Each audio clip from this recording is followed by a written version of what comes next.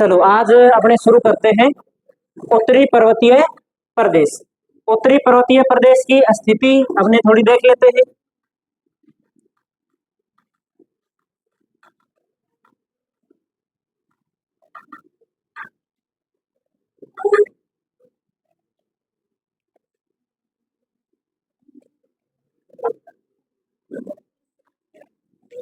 ये वाला जो सारा भाग है, इससे ऊपर वाला जो सारा भाग है, ये यहां तक, ये सारा भाग उत्तरी पर्वतीय प्रदेश के नाम से जाना जाता है।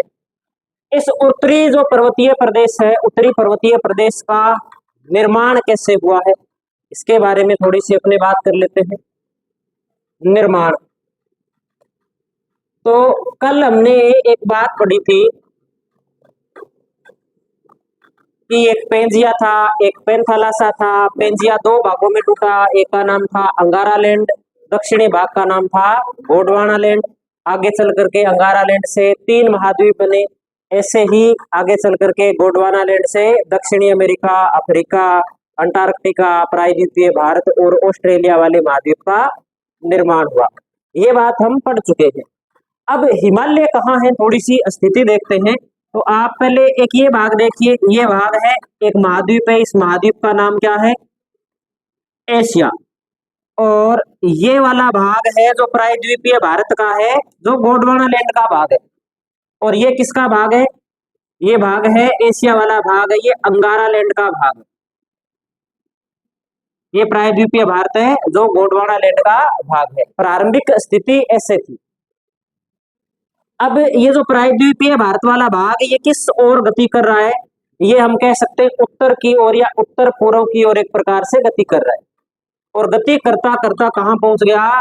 बिल्कुल इस एशिया महाद्वीप के पास में पहुंच गया। यहाँ पर, यहाँ आ गया। ये धीरे धीरे किस ओर गति कर रहा है? उत्तर की ओर गति कर रहा है। एशिया महाद्वीप है वो लगभग अपने ऐसे कह सकते हैं कि लगभग स्थिर है, इसकी गति ज्यादा है। इन दोनों के बीच में यहाँ एक सागर था। इस सागर का नाम क्या था? तैथिस सागर। अब कुछ नदियां इस भाग से आती थी, कुछ नदियां हैं वो प्रायद्वीपीय भारत वाले भाग से आती थी। और इन नदियों के साथ में कुछ मिट्टी, कुछ अवसाद आता था, जो अवसाद इस सागर में जमा होता गया और साथ साथ में ये भाग इस ओर खिसकता गया। तो यहाँ का जो पानी था, ये पानी यहाँ से निकल गया और बीच में जो धीरे धीरे यहाँ नदियों के द्वारा जमा हुआ था, उससे यहाँ पर एक मैदान का निर्माण हो गया। आगे चल करके यहाँ पे किसका निर्माण हो गया?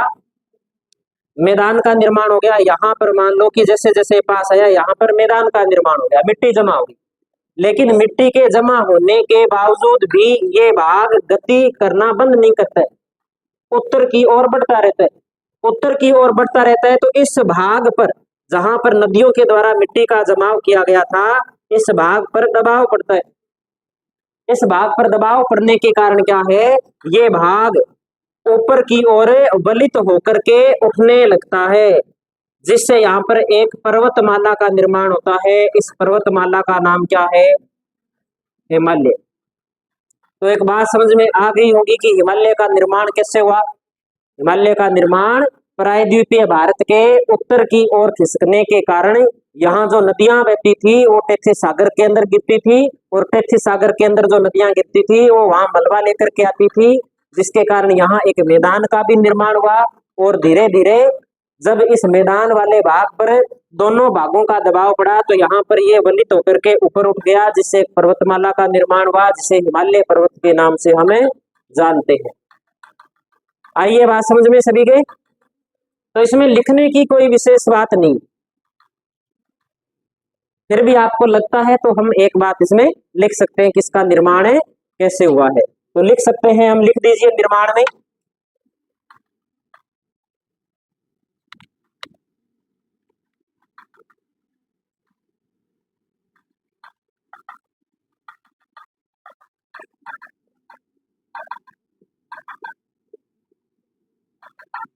एशिया व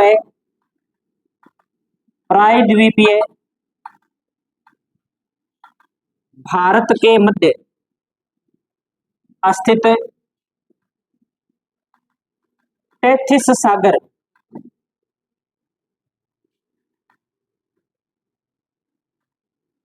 नदियों के द्वारा, सागर में नदियों द्वारा मलबा निक्षेप पर दबाव पड़ने के कारण, दबाव पड़ने के कारण हिमालय का निर्माण हुआ। ठीक है, यहां तक की बात समझ में आ गई ना सभी के? क्या जो हिमालय है ये अचानक बन गया? तो अचानक नहीं बना, ये धीरे धीरे 3 चरणों के अंदर बना। कौन कौन से 3 चरण है? तो सबसे पहले एक तो अपने जब हिमालय का वर्गीकरण पढ़ते हैं तब हिमालय के 4 पार्ट पढ़ते हैं, एक ट्रांस हिमालय, एक महान हिमालय, एक लघु हिमालय और एक शिवालिक हिमालय। जो ट्रांस हिमालय है ये मान लो कि ये एशिया वाला भाग है, इस एशिया वाले भाग में पहले से यहाँ पर एक पर्वतमाला मौजूद थी हिमालय के निर्माण से पहले, जिसे आज हम किस नाम से जानते हैं? ट्रांस हिमालय के नाम से जानते हैं। ये तो पहले से बनी हुई थी, हिमालय के निर्माण से पहले की है। इसके बाद में क्या हुआ, यहाँ पर इस दबाव पड़ने के कारण सबसे पहले एक पर्वतमाला का निर्माण हुआ जिसे आज हम महान हिमालय के नाम से जानते हैं। कुछ समय बाद में महान हिमालय के पास में एक और पर्वतमाला का निर्माण हुआ जिसे हम मध्य हिमालय या हम उसे लघु हिमालय बोल देते हैं। लघु हिमालय का क्या हुआ? निर्माण हुआ। और सबसे अंत में एक हिमालय की श्रृंखला का और निर्माण हुआ जिसे हम किस नाम से जानते हैं? शिवालिक के नाम से जानते हैं।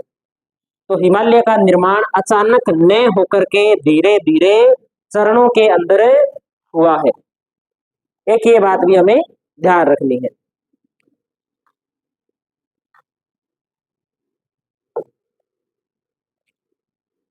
अब अपने बात कर लेते हैं कि इसके बारे में अभी ये कुछ बनाना नहीं है, हम आगे बनाएंगे इसको।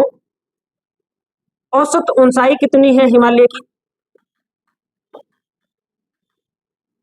अगर ट्रांस हिमालय, महान हिमालय, शिवालिक हिमालय इन सभी की औसत ऊंचाई निकालते हैं तो लगभग किताबों में हमें इसकी ऊंचाई मिलती है 6000 मीटर। कितने मीटर ऊंचाई मिलती है? 6000 मीटर इसकी औसत ऊंचाई मिलती है हमें, औसत ऊंचाई। देशांतरों के मध्य विस्तार,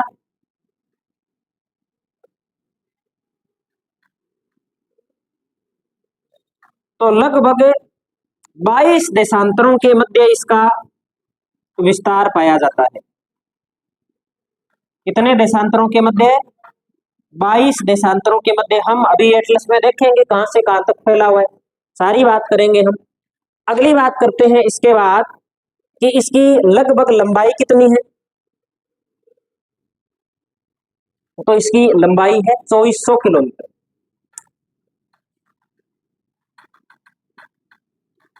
लंबाई कितनी है? 2400 किलोमीटर इसकी लंबाई है।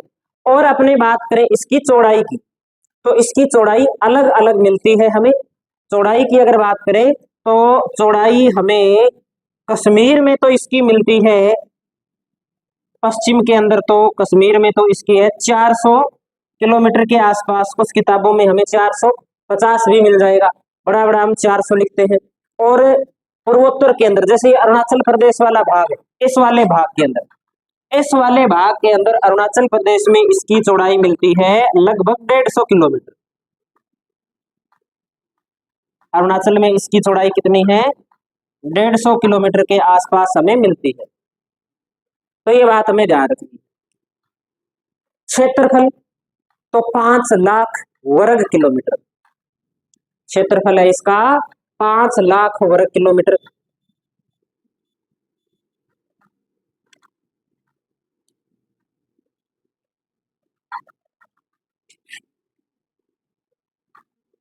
पांच लाख वर्ग किलोमीटर इसका क्षेत्रफल है। और एक बात हम इसमें और ध्यान रखेंगे, अब तक जो हमने एक बात पढ़ी थी उस बात में हमें हो सकता है ये बात समझ में आई होगी कि नदियों के द्वारा मिट्टी लाई गई थी और मिट्टी टेथिस सागर में जमा की गई थी।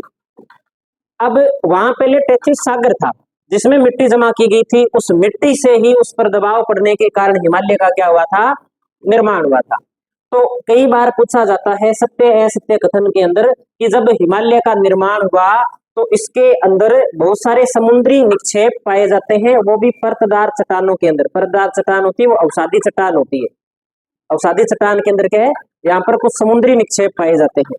तो अपने को ऐसे लगता है कि पर्वत के अंदर समुद्र के निक्षेप कहां से आ जाते हैं, तो ये बात ऐसे लगती है कि ये गलत है, लेकिन ये गलत नहीं है बात, ये बिल्कुल सही है। क्योंकि जहां वर्तमान के अंदर गंगा का मैदान और हिमालय पर्वत है, वहां पहले एक सागर होता था, उसका नाम क्या था, टेथिस सागर। और सागर के अंदर समुद्री निक्षेप पाए जाएंगे। तो हम एक बात नोट कर देते हैं, यहाँ पर लिख दीजिए कि इस प्रदेश में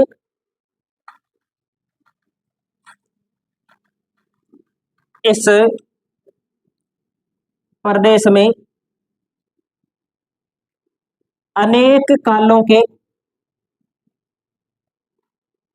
इस प्रदेश में अनेक कालों के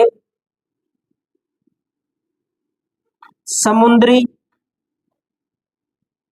परतदार निक्षेप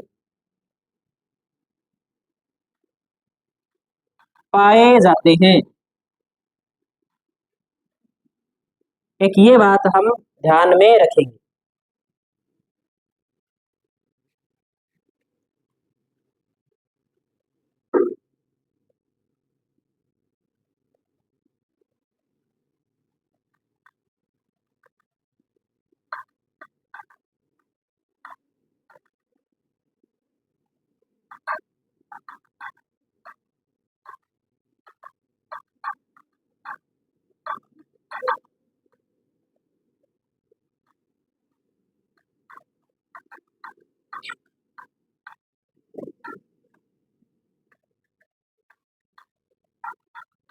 नोट कर लिया यहां तक सभी ने?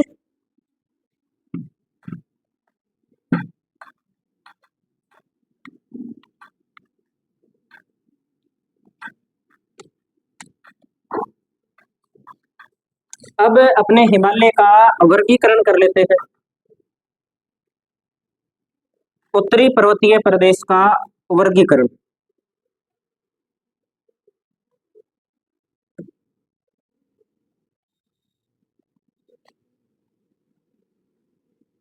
उत्तरी पर्वतीय प्रदेश, इसे हम बांट देते हैं।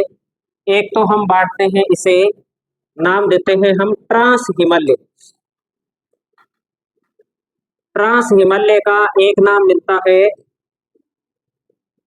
पार हिमालय। ट्रांस हिमालय या पार हिमालय या तिब्बत के पास में स्थित होने के कारण इसे कहा जाता है तिब्बत हिमालय। तिब्बत हिमालय। और तिब्बत हिमालय को बांटा जाता है तीन भागों के अंदर। एक इसमें पर्वत श्रृंखला है कराकोरम पर्वत श्रृंखला, दूसरी इसमें पर्वत श्रृंखला है लद्दाख पर्वत श्रृंखला, और तीसरी है इसमें जास्कर पर्वत श्रृंखला।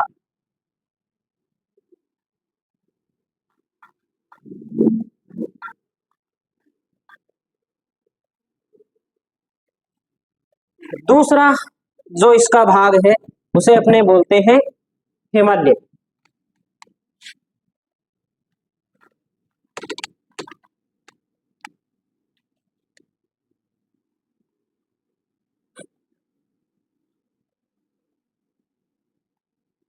इस हिमालय को हम बांटते हैं तीन भागों में। एक तो है वृत्त हिमालय,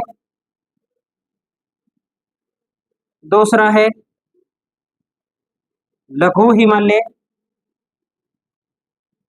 और तीसरा है शिवालिक हिमालय। और एक है पूर्वोत्तर हिमालय। इस पूर्वोत्तर हिमालय के अंदर छोटी छोटी पहाड़ियां आती है, जैसे गारो, खासी, जयंतिया, ये प्रमुख पहाड़ियां हैं, उनके बारे में अपने चर्चा करेंगे।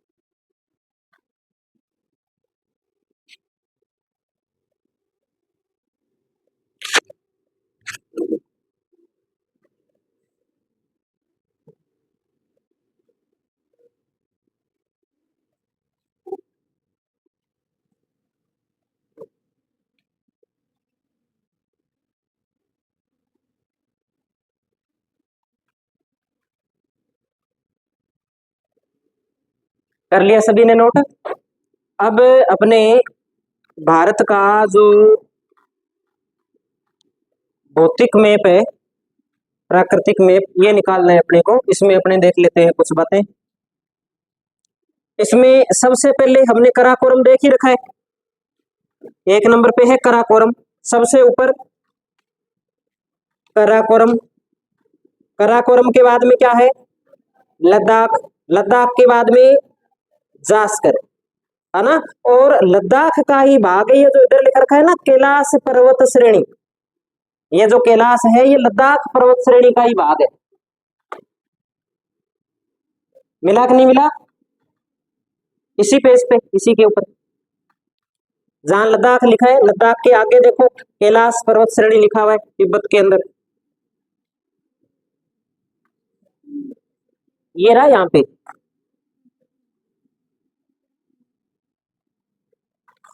फिर अपनी ये बात हो गई कराकोरम की, लद्दाख और जास्कर की। अब अपने हिमालय की बात करें तो हिमालय में सबसे पहले हमें इसमें देखना है,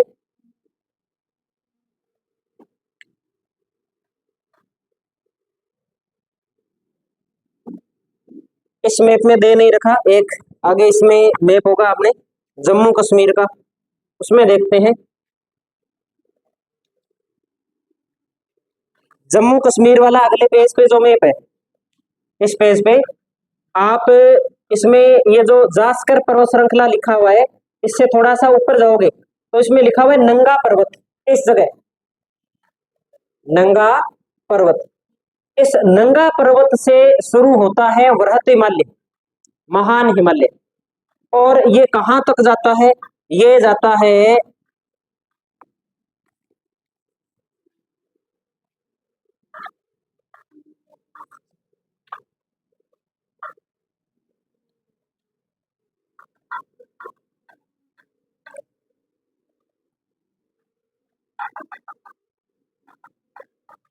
नामचा बरवा लिखा हुआ मिलेगा आपको, लगभग कहाँ मिलेगा? अरुणाचल प्रदेश है ना, अरुणाचल प्रदेश के अंदर आपको लिखा हुआ मिलेगा नामचा बरवा, इस स्थान पर। भारत का प्राकृतिक मैप है, जो पहला मैप है, उसी के ऊपर नामचा बरवा लिखा हुआ मिलेगा आपको, अरुणाचल प्रदेश के अंदर सबसे ऊपर। मिल गया क्या सभी को? किसको नहीं मिला अभी? बताओ भाई, मदद करो पड़ोसी की। ठीक है, तो नंगा पर्वत से लेकर के नामचा बरवा तक किसका विस्तार पाया जाता है? वृहत हिमालय का। यानी कि हिमालय के अंदर सबसे अब तक जो बड़ी पर्वत श्रृंखला है वो कौन सी पर्वत श्रृंखला है? वृहत हिमालय। सबसे लंबी पर्वत श्रृंखला, लगभग इसी का विस्तार है, वो 2400 किलोमीटर के आसपास है ना। इसके बाद में कौन सा हिमालय दे रखा है? लघु हिमालय। अब देखो लघु हिमालय कुछ टुकड़ों के अंदर मिलता है अपने को। जैसे एक नाम मिलेगा अपने को पीर पंजाल, एक मिलेगा अपने को धौलाधर, एक नाम मिलेगा हमें नाग टिब्बा, एक नाम मिलेगा हमें महाभारत। क्या ये नाम मिल रहे हैं क्या आपको? इसी क्रम के अंदर मिलेंगे जिस क्रम में हमने ये नाम लिख रखे। तो देखो आप, सबसे पहले आपको देखना है यहाँ पर जहां ग्रेट हिमालय लिखा हुआ है, यहाँ पर इसके नीचे लिखा पड़ा है इसी मैप के अंदर पीर पंजाल, है ना, पीर पंजाल। उसी पेज पर पीर पंजाल लिखा हुआ है। पीर पंजाल के बाद में धौलाधर लिखा हुआ है, धौलाधर मिल गया। धौलागिरी नहीं है, धौलाधर है, धौलागिरी अलग है। इस पे अगर आपको नहीं मिल रहे नाम है तो आप मैप निकाल लीजिए, ये वाला वापस निकाल लो, जम्मू कश्मीर हिमाचल प्रदेश वाला, उत्तराखंड वाला, इसमें मिल जाएगा। इसमें देख लो, ये लिखा पड़ा पीर पंजाल, पीर पंजाल के बाद में लिखा है धौलाधर, मिल गया ना धौलाधर। धौलाधर के बाद में आपको उत्तराखंड के आसपास आपको इसमें मिल जाएगा, जिसे कुमायूं हिमालय बोलते हैं, इस श्रेणी को बोलते हैं नाग टिब्बा। नाग टिब्बा नाम नहीं लिखा हुआ ना। देखो शिवालिक अलग है, शिवालिक तो इससे दक्षिण के अंदर है, शिवालिक तो सबसे दक्षिण में। ये जो मसूरी पर्वत श्रेणी बता रखी है, कुमायूं हिमालय बता रखा है, जो धौलाधर के बाद वाला जो भाग है ना अपने उत्तराखंड के अंदर जो पड़ता है, ये वाला भाग, इसे किस नाम से जानते हैं? अपने नाग टिब्बा के नाम से जानते हैं, नाग टिब्बा। और इससे आगे आप जब मैप देखोगे,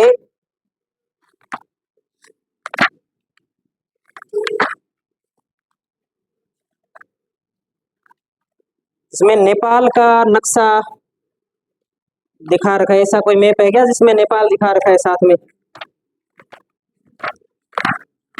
नेपाल का नक्शा,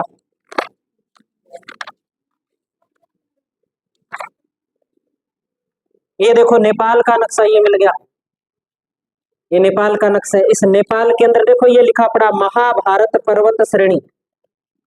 वर्त जो लघु हिमालय है उसका जो कुछ भाग है वो नेपाल के अंदर है, जिसे किस नाम से जाना जाता है? महाभारत के नाम से जाना जाता है। तो ये पीर पंजाल, धौलाधर, नाग टिब्बा और महाभारत किस हिमालय के भाग है? पीर पंजाल के, ठीक है।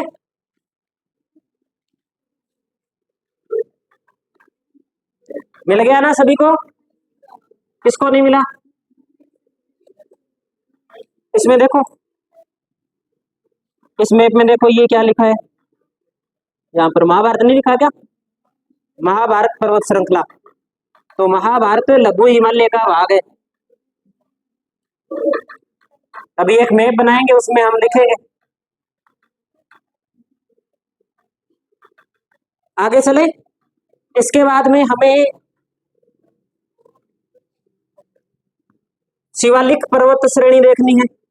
तो इसमें शिवालिक बिल्कुल साफ साफ लिखी पड़ी है, शिवालिक पर्वत श्रृंखला। ये जो सबसे दक्षिण के अंदर है, ये कौन सी पर्वत श्रृंखला है? शिवालिक है।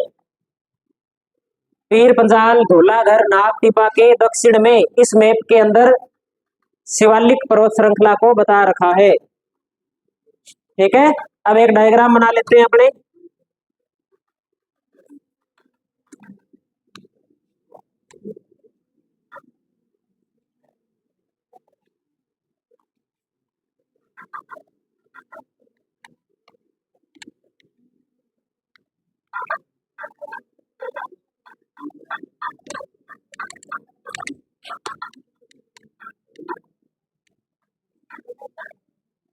बनाओ भाई, मैप बनाओ। या जो आपके पास मैप है, भारत का मैप है ना आपके पास, बातें नहीं करनी है, बातें मत करो।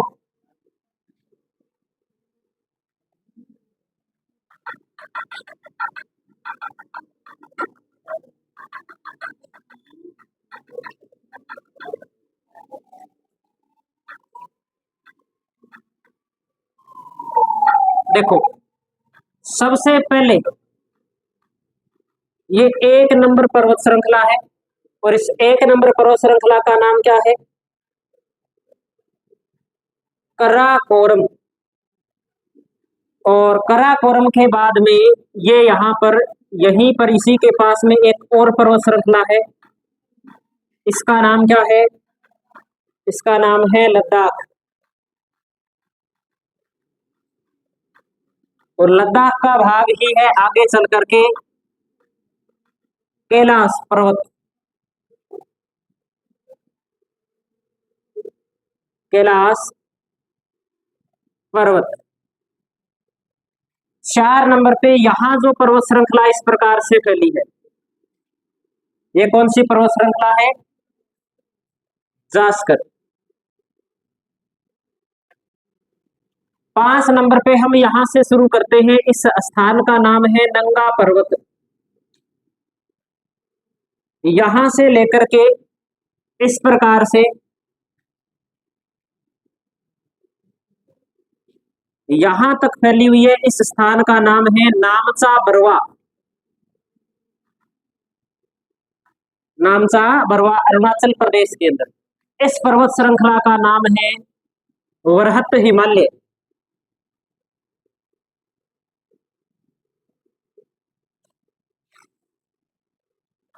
इसके बाद में जो पर्वत श्रृंखला है वो है लघु हिमालय। लघु हिमालय कई टुकड़ों के अंदर है। जैसे जो कश्मीर के अंदर पड़ता है इसे बोलते हैं पीर पंजाल।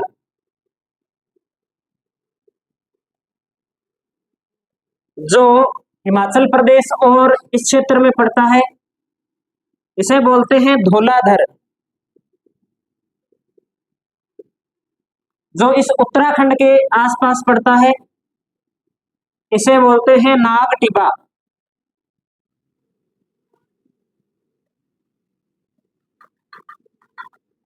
और जो नेपाल में पड़ती है पर्वत श्रृंखला, जो किसका भाग है? लघु हिमालय का, इसे बोलते हैं, कितने नंबर है? नंबर कम कैसे कैसे हो गया फिर? अच्छा 8 लिखा है।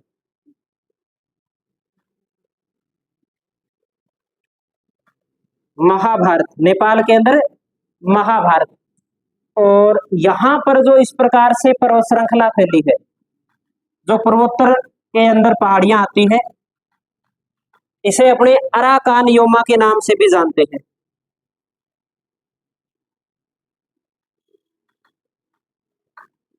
जो भारत और म्यांमार की सीमा बनाती है। और एक कौन सा रह गया? एक रह गया सबसे दक्षिण के अंदर जो पर्वत श्रृंखला है, इसका नाम क्या है? शिवालिक।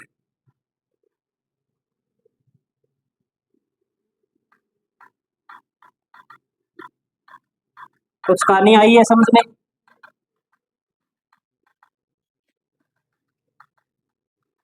तो इन बातों से प्रश्न आता रहता है कि इनको पूर्व से पश्चिम के क्रम में लिखो, पश्चिम से पूर्व के क्रम में लिखो, उत्तर से दक्षिण के क्रम में लिखो, दक्षिण से उत्तर के क्रम में लिखो।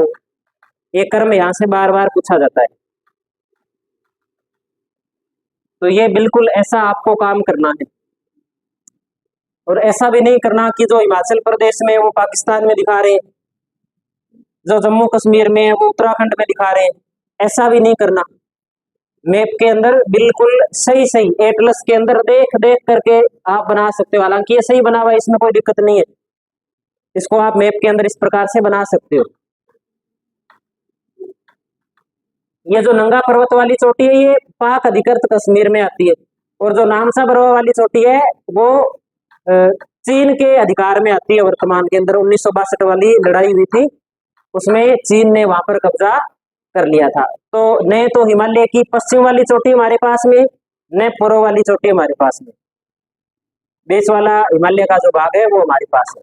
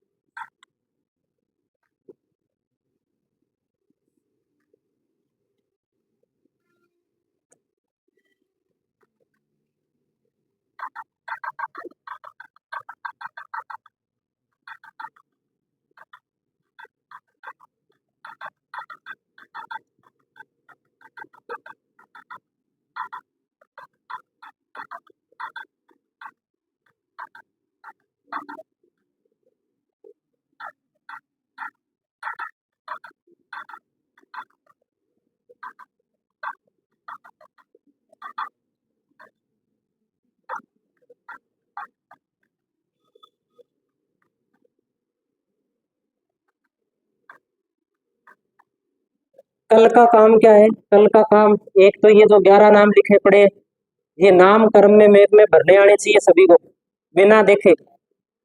और हाँ, मैप के अंदर आपसे कल ये भरवाएंगे क्लास में।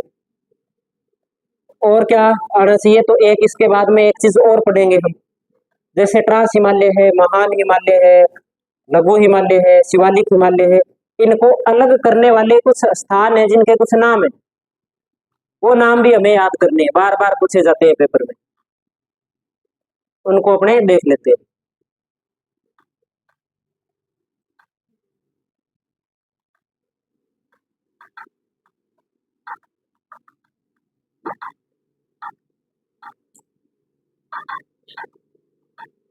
बना लिया होगा सभी ने ये?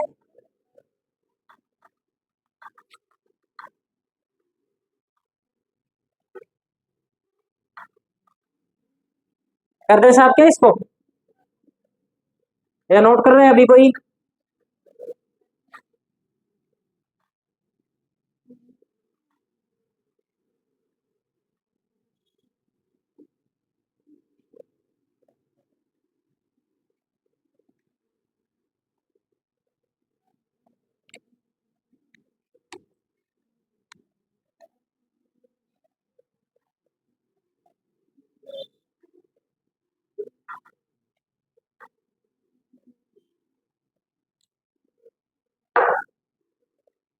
देखो, अब हम थोड़ा सा एक अलग प्रकार से डायग्राम बना लेते हैं। जैसे सबसे ऊपर हमने कौन सा हिमालय बनाया था? कौन सा हिमालय था? ट्रांस हिमालय। ट्रांस हिमालय के अंदर कौन कौन सी पर्वतमालाएं थी? काराकोरम, लद्दाख और जास्कर। और जस्ट उसके बाद में कौन सी पर्वतमाला बनाई थी उन तीनों के बाद में? वृहत हिमालय। अब देखो प्रश्न क्या बनता है? प्रश्न बनता है कि ट्रांस हिमालय को वृहत हिमालय से अलग कौन करता है? तो अलग करता है इंडस थ्रस्ट। इन दोनों को अलग करने का काम कौन करता है? इंडस थ्रस्ट, जिसे आईटी के नाम से भी जाना जाता है। ठीक है। अब वृहत हिमालय के बाद में कौन सा हिमालय आता है? मध्य हिमालय, या जिसे हम बोल देते हैं लघु हिमालय। अब दूसरा प्रश्न बनता है कि वृहत हिमालय को मध्य हिमालय से अलग कौन करता है? तो कौन करता है भाई अलग? Main central thrust.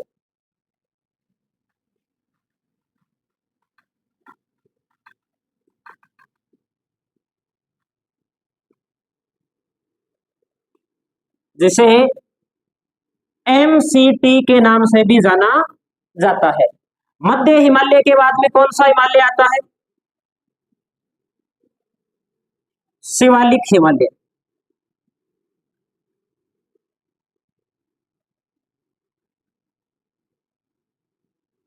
Shivalik Himalaya.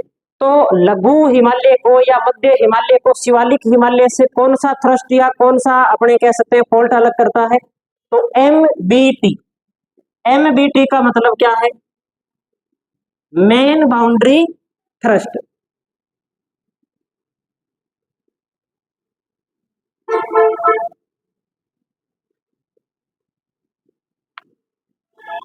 Main boundary thrust. और शिवालिक के बाद में हमने कल याद किया था कि शिवालिक के बाद में कौन सा स्थल रूप आता है? उत्तरी मैदानी प्रदेश।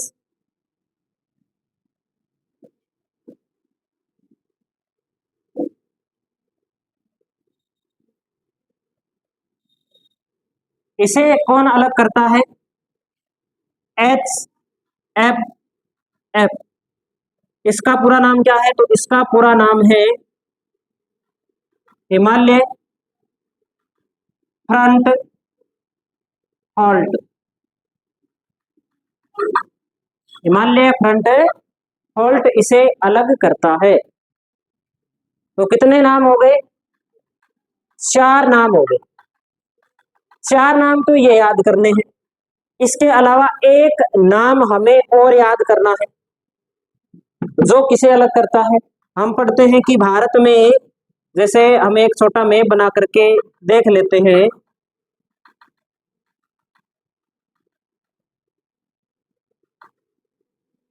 यहां पर एक इस प्रकार से पर्वतमाला फैली है, इसका नाम है अरावली। नाम सुना है? और इसी अरावली के पास से एक ऐसे पर्वतमाला निकलती है, इसका नाम है विंध्याचल। हालांकि इससे रिलेटेड नहीं है तो थोड़ा अलग, लेकिन इसको इनके साथ में पढ़ना जरूरी है। क्यों जरूरी है? इसलिए जरूरी है कि या तो यहाँ से ये 4-5 नाम उठा करके प्रश्न बनता है कि कौन सा किसको अलग करता है, कौन सा सही सुमेलित है, कौन सा सही सुमेलित नहीं है, या सुमेलित करो, या इनका क्रम पूछा जाता है उत्तर से दक्षिण या दक्षिण से उत्तर की ओर। तब इनमें से कोई एक आधा निकाल करके इसको डाल देते हैं बीच में। तो अरावली और विंध्याचल को अलग करने का काम कौन करता है? GBT, great boundary thrust. Great boundary thrust ये अलग करता है, ये नाम हमें ध्यान रखना है। तो सबसे ऊपर IT, MCT, MBT, HFF और GBT, ये क्रम याद रखना है। और जब यहां से कोई प्रश्न अपने आ जाए तो हमें बिल्कुल इस प्रकार से बना करके ये नाम लिख करके उसके बाद में उस प्रश्न को हल करना है।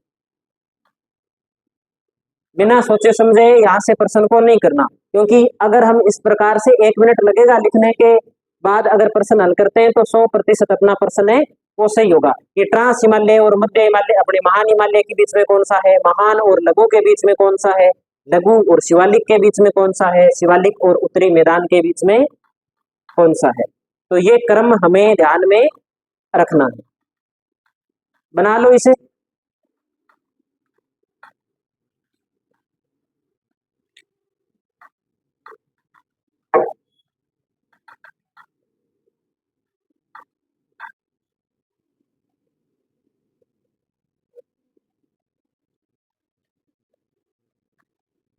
और एक हम इसका IT का एक नाम और मिलता है, वो भी हम नोट कर लेते हैं। इसे बोलते हैं Indo Tsangpo suture zone. Indo Tsangpo suture zone के नाम से भी इसे जानते हैं। ये नाम भी पूछा हुआ है कई बार।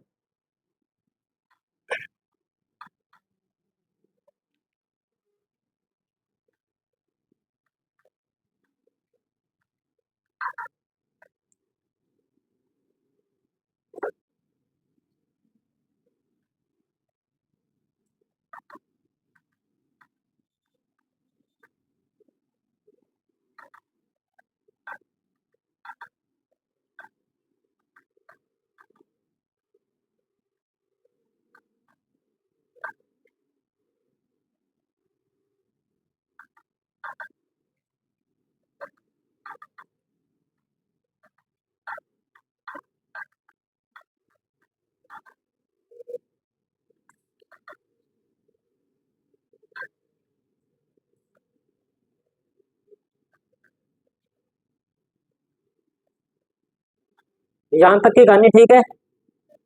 आ गई समझ में? और काम करना, जैसे जैसे हम पढ़ रहे हैं वैसे वैसे याद कर लेना, और पुराने जो प्रश्न है उनको देखते चलना कि कैसे कैसे यहाँ से प्रश्न पूछा है। और आगे वो कोई क्वेश्चन भी रिपीट हो सकते हैं, उनके जैसे नए क्वेश्चन भी और बन सकते हैं। जिस लेवल से अपने पढ़ रहे हैं ना, इससे बाहर कुछ नहीं है। ये सर्वोत्तम ही चल रहा है अपने, इसी के अंदर से आएगा जो आएगा।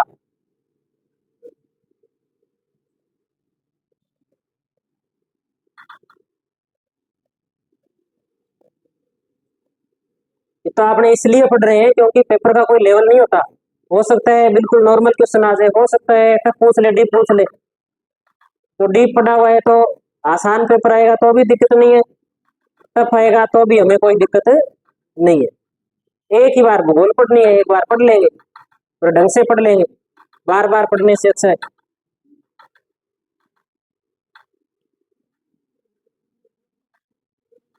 और ऐसे पढ़ने के बाद भी अगर कुछ नहीं हुआ तो फिर समझ लो कुछ होने वाला नहीं है, फिर छोड़ देनी चाहिए।